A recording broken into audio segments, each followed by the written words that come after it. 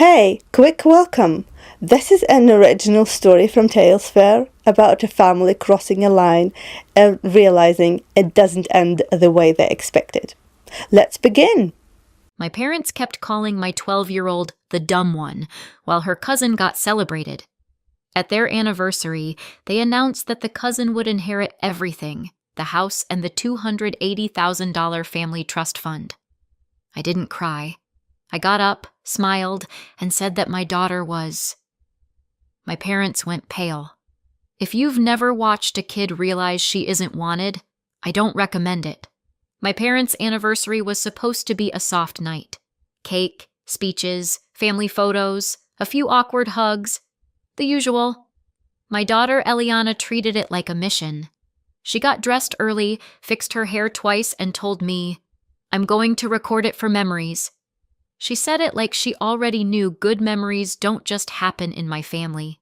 You have to catch them while they're still alive. The second we walked in, I knew what kind of night it was going to be. Sophia, my sister Daniela's daughter, was already surrounded. People were taking pictures like she was a celebrity. Daniela and her husband Brandon stood behind her like proud managers. Eliana held her phone up anyway. Hope is stubborn. We weren't even seated before my dad did his first little jab. He passed us, glanced at Eliana's phone, and said, "Careful, sweetheart.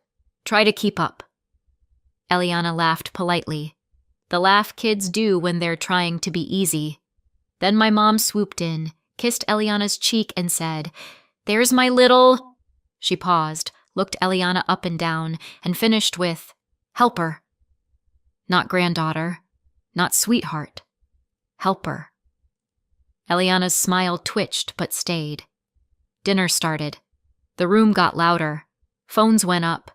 A videographer circled like a shark with a nice camera. Then the slideshow came on. 20 photos of Sophia. Awards. Smiling. Center stage. One photo of Eliana. Mid-sneeze. Eliana saw it. I saw her see it. She didn't say anything. She just held the phone a little lower, like she was adjusting the angle. Like she could fix it. Then my dad took the microphone. He did the whole 40 years speech, then he smiled like he was about to do something generous. "Tonight," he said, "we're also celebrating the future of this family." Daniela's hand landed on Sophia's shoulder. Sophia smiled like she'd rehearsed it. My dad said, loud and clear, "Sophia will inherit the house." Applause. My mom stepped in smoothly, taking the mic like she'd been waiting for it. Her smile was bright and camera ready. "And the family trust, $280,000, she said, nodding toward Sophia.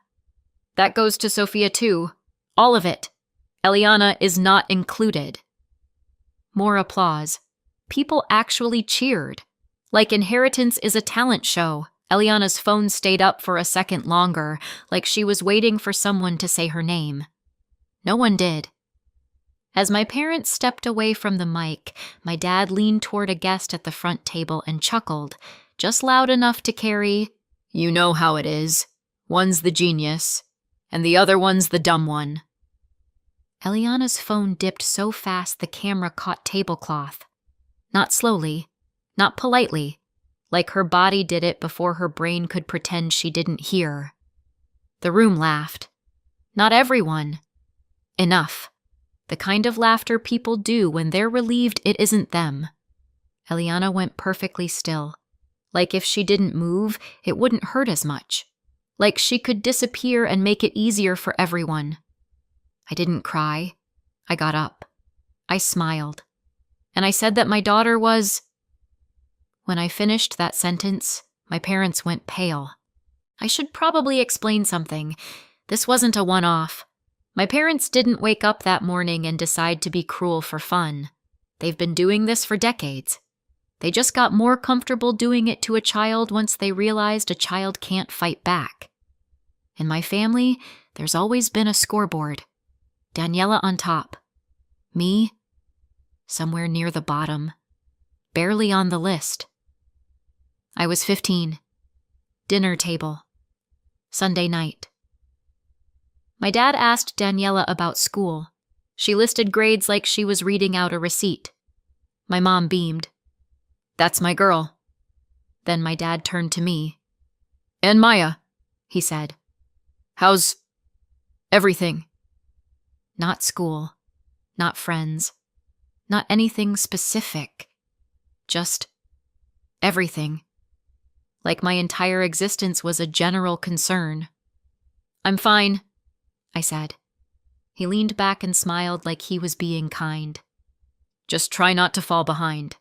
Daniela's going places." Everyone laughed. Not mean laughter. Though we're a family, this is normal laughter. I laughed too, because I'd already learned the rule. If I react, I'm making a scene. If I stay quiet, I'm mature. So I got really good at being mature. I swallowed. I smiled. I disappeared. I got pregnant young. Eliana's dad left early and quietly, the way some people do when they don't want to be the villain in their own story. He just faded. So it was me. I worked. I raised Eliana. I figured out how to stretch time and money and patience. I learned how to sign forms with one hand while stirring pasta with the other. I became the kind of mom who can do a grocery run and a parent-teacher meeting in the same hour and still remember to pack snacks. My family didn't see competence. They saw a cautionary tale. The comments started gentle and got sharper over time. "Well, if you'd waited, kids need 2 parents. That's why she's behind. It's different when you have structure." And Daniela would sit there with Brandon and Sophia, nodding like she understood empathy while benefiting from every comparison. Then Eliana started struggling with reading. Not, she hates homework struggling. Real struggling. The kind that makes a child's confidence shrink by the day. She would stare at pages like the words were shifting. She'd lose her place, then get mad at herself like it was a moral failure. She'd read a word correctly once, and then trip over it the next time, like her brain was playing tricks. One night she slammed her book shut and whispered, "Why can't my brain just work?" That sentence stays with you, so I got her evaluated. Dyslexia. Not rare. Not shameful. Not a death sentence. Just a different brain doing its thing in a world that likes everything neat and linear. Eliana is smart, sharp, funny. She remembers details from a conversation I had 3 weeks ago that I forgot 3 minutes after it ended. She connects patterns. She's creative in ways that make adults blink. She just doesn't process letters the way my parents think smart looks. My parents didn't respond with curiosity. They responded with judgment dressed up as concern. "Oh," my mom would say, "that's hard." Last year at a holiday gathering, Eliana tried to read a card out loud, slowly, carefully, because she was trying. Someone laughed, loudly. "Honey, take your time. We'll be old by the time you finish." A few people chuckled. Sophia snatched the card. "I can do it," she said, bright and confident. The room clapped like Sophia had just rescued everyone from a burning building. I looked at my parents, waiting, hoping. Maybe this time they'd say something. My mom smiled and said, "See? That's what confidence looks like." Eliana didn't cry until we got in the car. Halfway home, she asked, quietly, "Mom, am I stupid?" I pulled over so fast I almost made the seatbelt lock. I turned to her and said, "No, you're not stupid. You're different. Different isn't bad." That's when something changed in me. It's one thing to tolerate cruelty aimed at me. I've had practice swallowing it. It's another thing to watch it land on my child and call it love. Grandma Elena saw it. She always saw more than anyone wanted her to.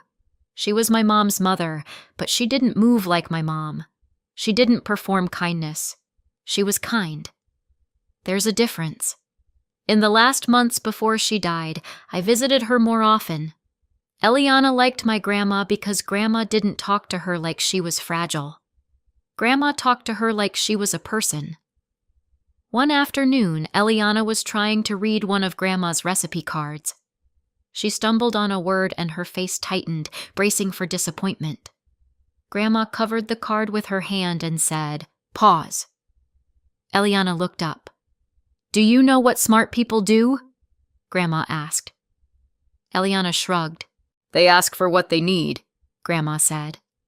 "And they don't apologize for it." Then she read the card with her. Slowly, calmly, no sighs, no jokes, no comparisons. When Eliana left the room, Grandma looked at me and said, "They're doing it again." I didn't ask what she meant. I knew. "They did it to you," she said, "and now they're doing it to her." I tried to laugh it off, because that's what I do when I don't want to cry. Grandma didn't laugh. She leaned forward. "Promise me something." "What?" "If they ever humiliate that girl publicly, if they try to cut her out like she doesn't matter, you don't sit there and take it." I blinked. "Grandma, promise me." I promised. A week later, I visited Grandma again. She looked tired, but her eyes were sharp. She gestured to a stack of documents on her side table. "I won't pretend I knew what they were. My family's idea of bonding is not explaining paperwork." But Grandma tapped the stack and said quietly, "I'm putting protections in place." "For what?" I asked. "For your daughter," she said. "And for you." Then she added, almost like an afterthought, "Because your mother likes to pretend she doesn't know what's happening, and your father likes to pretend cruelty is honesty." I swallowed. "They'll be furious." Grandma's mouth twitched. "Let them." 8 months ago, Grandma died. My family grieved loudly, posted tributes, talked about how close we all were, which is always fascinating to hear from people who forget my child's birthday but remember Sophia's award schedule. A few weeks after the funeral, there was a knock at my door. It was evening. Eliana was in the living room watching cartoons. I opened the door and saw a man in a coat holding a leather folder. "Ms. Maya Friedman," he started. "Yes?" "I'm Mr. Caldwell," he said. "I represented your grandmother." My stomach dropped. My first thought was debt, or a mistake, or some adult mess that would land in my lap because that's how life works. Mr. Caldwell's eyes flicked past me toward the living room, where Eliana laughed at something on screen. He lowered his voice. "May I come in for a moment?" I let him in. He didn't sit right away. He stood at my kitchen counter like he didn't want to take up space in my life, like he understood that walking into someone's home with paperwork is invasive even when it's necessary. He opened the folder and slid a sealed packet toward me. "Your grandmother left this for you," he said. "And she was specific about why." I stared at the packet. It looked official. The kind of thing people assume only rich families have. Spoiler, rich families don't have fewer feelings. They just have better stationery. "What is it?" I asked. "It's a recent amendment," he said. "Signed shortly before your grandmother passed." My throat went dry. "Why would she—" "Because she was aware of what was happening," he said simply. I didn't ask what he meant. We both knew. Mr. Caldwell tapped the packet gently. "Your grandmother's trust owns the deed to the house and holds the funds. Your parents benefit from it. They don't control it the way they like to act like they do." That sentence settled something in me, a piece of the puzzle that had always felt off. My parents always spoke about the house like it was a crown, like they could hand it to Sophia at a microphone. Mr. Caldwell continued, "This amendment only matters if they ever try to cut your daughter out in a way that can't be denied. Something documented, an email, a written statement, a recorded announcement." I stared at him. Why that kind of trigger? He didn't smile, but something in his eyes softened. Because your parents are careful. They say things just softly enough to rewrite them later. Your grandmother didn't want this turning into a he said, she said. He pushed the packet toward me. You're not meant to threaten them with this. You don't wave it around. You keep it safe. I swallowed. And if they do it? Mr. Caldwell's voice dropped slightly. Then the trust does what your grandmother designed it to do. He didn't explain every detail. He didn't need to. He gave me the instruction and the tool. Then he left. I stood in my kitchen holding the packet like it was both a shield and a grenade. I didn't want to use it. I didn't want to be the kind of person who brings paperwork to a family event. But when the anniversary invitation arrived with celebrating our legacy in glittering script, my stomach did that slow sink.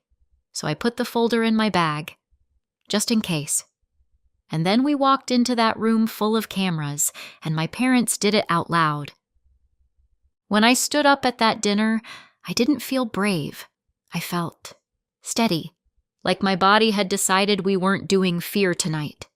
My parents were mid-applause, mid-performance. Daniela was smiling like a statue. Sophia looked thrilled and slightly overwhelmed in the way kids do when adults turn them into trophies. Eliana stared at the tablecloth like it had suddenly become the safest place to put her eyes. I made myself speak before I could overthink it. I got up. My brain narrated uselessly, because apparently my brain likes drama too. I smiled, because the smile matters. A smile is disarming. A smile is also a warning wrapped in politeness. And I said, loud enough for the microphones and the phones and the videographer, my daughter was named a beneficiary. The room didn't stop all at once. It was more like a wave hitting a shoreline. A few claps died midair. A laugh got stuck somewhere in someone's throat. The videographer angled toward me like his instincts kicked in. My dad blinked slowly. My mom's hand tightened around her champagne flute. I didn't give them time to build momentum. Of Grandma Elena's trust, I added, because I was not about to let this turn into a vague argument. The trust that owns the house. The trust that holds the $280,000. Silence. Not polite silence. The kind of silence where people are holding their breath because something is about to break. My dad stepped forward like he could physically push my words back into my mouth. Maya, he said, voice low. Sit down. Not, what do you mean? Not, is Eliana okay? Just control. My mom smiled too brightly. Sweetheart, she said, you must be confused. Daniela stood up so fast her chair scraped. Brandon's hand went to her elbow like he was managing a PR crisis. Sophia looked around, confused, because kids can sense when adults are lying even if they don't know what the lie is. I pulled the folder from my bag and held it up. I didn't open it. I didn't read paragraphs. I just held it long enough for the people nearest me to see the heading and the signature at the bottom. Grandma Elena's name. My mom made a small, sharp inhale like she'd been slapped. My dad's face went an unhealthy shade of gray. That's not... Daniela started. Brandon stepped in, loud. This is inappropriate. I almost laughed. Because yes, Brandon, it is inappropriate. So is publicly erasing a child with a microphone. But sure, let's discuss manners now. My dad's voice rose. Where did you get that? From Grandma's attorney, I said calmly. After the funeral. My dad shook his head. That's impossible. We're the trustees. You were, I said, and watched that word land. My mom's smile wobbled. Maya, we were speaking generally. We didn't say Eliana gets nothing. I nodded toward the sea of raised screens. You want to tell all those cameras you didn't say it? Then I looked at Eliana. Her phone was still on the table, angled wrong now, not recording. She held it like a shield. Her eyes were huge and wet, but refusing to spill. I didn't let this become another memory she'd have to survive. This isn't about interpretation, I said. You said it out loud. My dad's hand twitched toward the folder. Instinctively, I stepped back. Not dramatic, not scared, just protective, like you do when someone reaches for your child. Daniela started talking fast, like speed could outrun reality. You're doing this because you're jealous. You've always... No, I cut in. I'm doing this because you called my kid the dumb one in front of a room full of cameras and then announced she gets nothing. The room shifted. People looked at each other. Someone's face tightened in discomfort. Because even if they'd laughed earlier, no one likes being reminded they laughed. My mom's voice went shrill. We never... You did, I said. And tonight is recorded. That's why Grandma wrote it the way she did. My dad's jaw worked like he was chewing on something bitter. What does it even mean? Someone at a nearby table whispered. I kept it short. Human. Clear. It means, I said, you don't get to cut Eliana out and keep living off Grandma's trust like it's your personal trophy shelf. I saw my dad's nostrils flare. He leaned forward. You're humiliating us. I tilted my head. Yes, I said quietly. Funny how it only counts as humiliation when it happens to you. My mom's eyes flashed. You're ruining our anniversary. I glanced at Eliana, then back at them. You ruined a 12-year-old, I said. I'm just refusing to participate. I didn't stay to argue the details. I didn't stay to be baited. I didn't stay because my daughter was still in the room, and the point was never to win a fight in front of her. I turned to Eliana, held out my hand, and said, Let's go home. She stood so quickly her chair nearly tipped. As we walked away, my dad called after me, voice sharp and loud, meant for every phone. This isn't over. We'll contest it. I didn't turn around. I just said, over my shoulder, Good luck saying you never said it, when you said it into a microphone. And we walked out. We didn't make it to the parking lot before my phone started vibrating like it was possessed. My dad, my mom, Daniela, Brandon. A relative saved as Aunt Renee, because yes, we can name at least one enabler in this story. Eliana walked beside me like she was bracing for impact. In the car, she stared out the window and whispered, Am I in trouble? That question hit me harder than anything my parents said. No, I said immediately. You are not in trouble. You did nothing wrong. She nodded, still tense. Did I ruin their night? She asked. I let out a short laugh, dry, tired. Honey, they ruined their own night. They've been practicing for years. That made her mouth twitch like she almost smiled, then stopped herself like she wasn't sure she was allowed to. When we got home, I made hot chocolate like it was a spell. Eliana sat at the counter stirring and finally asked, What does beneficiary mean? It means, I said, Grandma wanted you protected.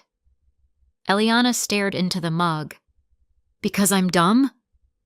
My chest tightened. I crouched so we were eye level. You are not dumb, I said. You're 12. You're funny. You're stubborn. You have dyslexia. Reading is harder sometimes. That doesn't make you less. She swallowed. I don't want them to hate me. I know, I said. And I hated that I knew. When Eliana finally fell asleep, I sat at my kitchen table, pulled up the clip from the anniversary, and emailed it to Mr. Caldwell. No speech, no explanation, just the video. At 6:12 a.m. the next morning, my email pinged. Subject line, Confirmation of notice receipt. Elena Family Trust. That's the kind of email that makes your stomach drop even when you asked for it. I stared at it for a second, then opened it. Mr. Caldwell's name was at the top, short, clean, professional. He confirmed he had received my message and the attached video clip from the anniversary, my dad's toast, my mom's laugh, the words, That goes to Sophia too, all of it, floating in a room full of applause. then one sentence that made my hands start shaking. The triggering event occurred on record. The administrative steps will begin today. Administrative steps. 2 words that sound boring until they're aimed like a weapon. At 7:03 a.m. My phone rang. My dad. I didn't answer. He called again. And again. Then a voicemail. His voice was calm at first, which is always when he's the most dangerous. "Maya," he said, "I need you to stop whatever you think you're doing. This is a misunderstanding." Then his calm snapped. "If you don't fix this, you will regret it." I saved the voicemail. Not because I'm petty, because I'm a single mom and single moms don't survive without receipts. At 8:20 a.m., Daniela texted. A long paragraph that began with, "I can't believe you would do this to Mom and Dad." I stared at it and felt something in my brain go quiet. Not numb, just done. I typed back one sentence. "You watched them do it to my child." Then I put my phone face down. Because here's what I've learned. Arguing with people who don't want truth is like trying to teach a cat algebra. It's not happening, and you'll just end up scratched. They didn't wait long to escalate. That afternoon, Eliana's school called. "Hi," the receptionist said, cheerful, unaware she was delivering a grenade. "We just wanted to confirm Eliana's grandmother and grandfather are here to pick her up." My lungs went cold. "What?" I said. "They said it's an emergency," she added. "They're listed as family on her file." Of course they were. Because years ago, when I still believed in family, I put them down as emergency contacts. I hadn't updated it yet because my life is a rotating list of things I haven't updated yet, including my stress levels. I gripped the phone so hard my fingers hurt. "Do not release her," I said, voice sharp enough to slice. "I'm on my way." I left work early, drove like my heartbeat was steering. When I got to the school office, my mom was standing there with that bright smile she uses when she wants strangers to think she's kind. My dad stood beside her, rigid, already irritated that the world wasn't bending. Eliana wasn't there yet. Thankfully. My mom turned when she saw me and said too sweetly, "Maya, we just wanted to talk to her." My dad cut in. "We're her grandparents." I walked right up to the counter and looked at the receptionist. "Remove them," I said. "From her file. Right now." My mom's smile faltered. "Maya, don't do this." My dad's voice dropped. "You're making this worse." I looked at him. "No," I said. "You did that. You just tried to corner my child at school." My mom's eyes flashed. "We're family." I laughed once, small, sharp. "You don't get to use that word after last night." My dad leaned closer. "We can handle this privately." "You had your chance," I said. "You chose a microphone." The receptionist looked like she wanted to disappear behind the printer. My mom's voice trembled. "We weren't going to hurt her." I stared at her. "You already did." Then I turned to my dad. "Leave." He puffed up. "Excuse me?" I said leave. I repeated, calm. "Or I'll ask the school to call security." My dad's face reddened with the shock of being denied control in public. He opened his mouth. Then he looked around at the parents walking through the office, the receptionist watching, the world witnessing. He swallowed his rage. "Fine," he snapped. "We'll handle this another way." And they walked out. When Eliana came down a minute later, she saw my face and froze. "What happened?" she whispered.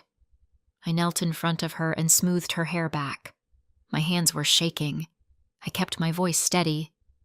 "I changed your school pickup list," I said. "Only me.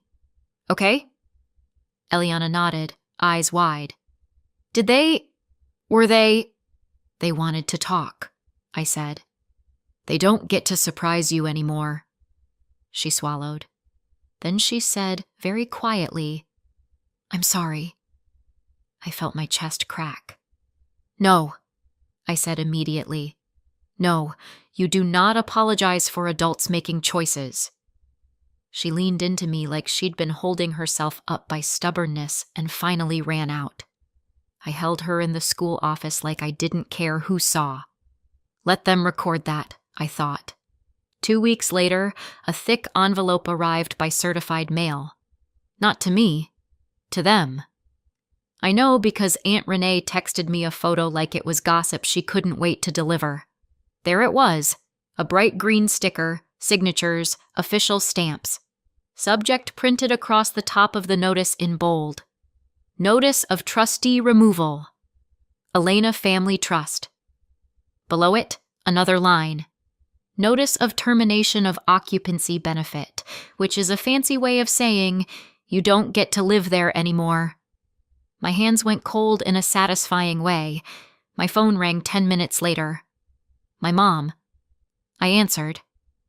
Her voice was already in full meltdown. "Maya, this is insane. This can't be happening." In the background, I heard my dad yelling, actual yelling, not his controlled, polished anger, real panic. I stayed quiet and let her talk herself out. "We didn't mean it," she said. "We didn't mean Eliana gets nothing. We were celebrating—" "You were performing," I said calmly. "Maya, please," she begged. "Call Mr. Caldwell. Tell him to stop this." I exhaled slowly. "I can't," I said. "And even if I could, I wouldn't." Her breath hitched. "You're punishing us." "No," I said. "I'm protecting her." My dad's voice cut in from the background, loud enough that the phone picked it up. "She planned this. She's always been bitter." My mom whispered, "Stop," to him, like she was trying to manage a fire with a paper towel. Then she came back, voice trembling. "We're going to contest it." I kept my voice flat. "You can try." "We'll tell them you manipulated her," my mom snapped, desperation sharpening. "We'll tell them Grandma wasn't well." I felt my pulse rise, but my voice stayed steady. "Then you should probably stop talking," I said, "because you're still on speaker and I'm still recording." Silence. Then my dad screamed something in the background that sounded like a chair scraping. My mom's voice dropped to a whisper. "You're recording me?" "I'm a single mom," I said. "I record everything." I hung up. The official email hit my inbox 3 days later. Subject line: Establishment of subtrusts. Beneficiary allocation confirmed. I opened it with my heart in my throat. It was short, clean, no drama, just facts. 2 subtrusts were being established. One for Eliana, one for Sophia. 50% each. The $280,000 would be divided, $140,000 into each protected account.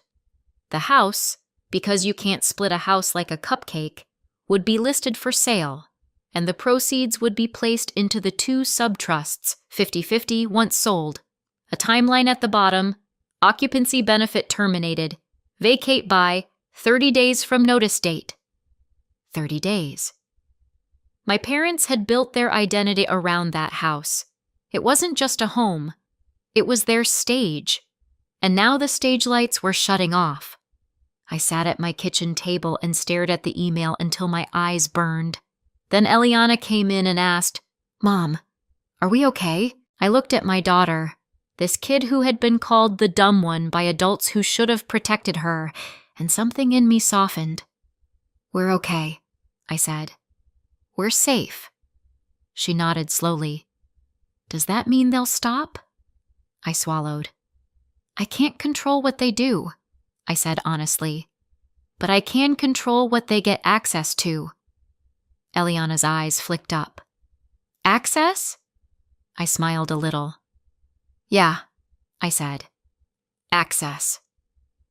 That night I emailed the school again, updated every contact, updated every permission list, updated everything I should have updated earlier. Then I sent one text to my mom and dad. One sentence. "You don't contact Eliana without me. Ever."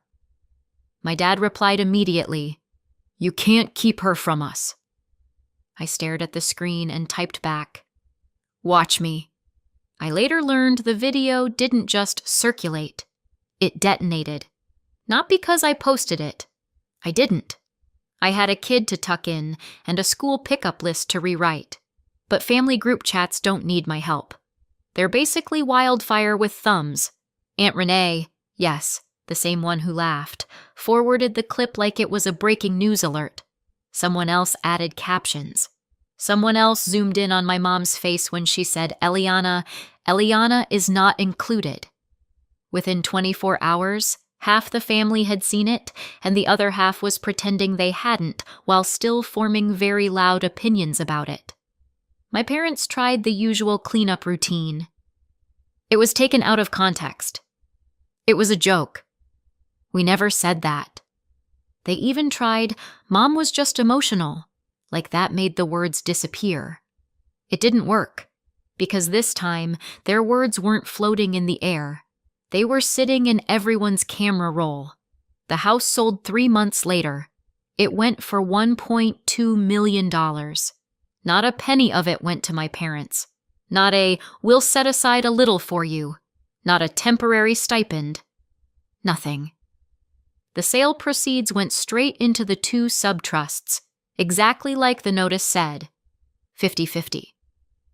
So after closing costs and fees, the trust deposited the split into the protected accounts, Eliana's share and Sophia's share, and my parents were officially, permanently, completely cut off. They lost the house. They lost trustee control. They lost the lifestyle cushion. They lost the ability to dangle inheritance like a leash. And the best part? They lost it because they couldn't resist humiliating a child into a microphone. My dad called me the day the sale finalized.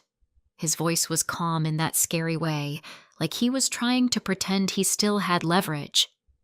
"We need help," he said. Not, "I'm sorry." Not, "I was wrong." Just, "We need." I said, "You should ask Daniela." Click.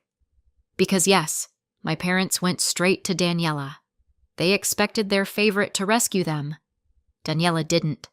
She protected Sophia's half like it was Fort Knox and told my parents, very plainly, that she wasn't giving them a cent. She blamed them for triggering the clause in the first place, and then she went right back to her life, which was deeply on brand. My parents spent years teaching her that legacy is a prize and love comes with conditions. Daniela just applied that lesson to them when it stopped being convenient. After that, my parents downsized into a small rental across town. Not a tragic, living under a bridge situation. Real life isn't that cinematic. But the kind of place where nobody cares who they are, and there's no dining room big enough to host a legacy dinner with microphones. No stage, no spotlight, no audience. Just 2 people who finally had to sit with themselves. A few years later, Eliana was 16 and reading on her own, still dyslexic, still brilliant, just not ashamed anymore. As for my parents, I went no contact. They lost access to me and they lost access to her. So, did I go too far or not far enough? Let me know in the comments and subscribe for more.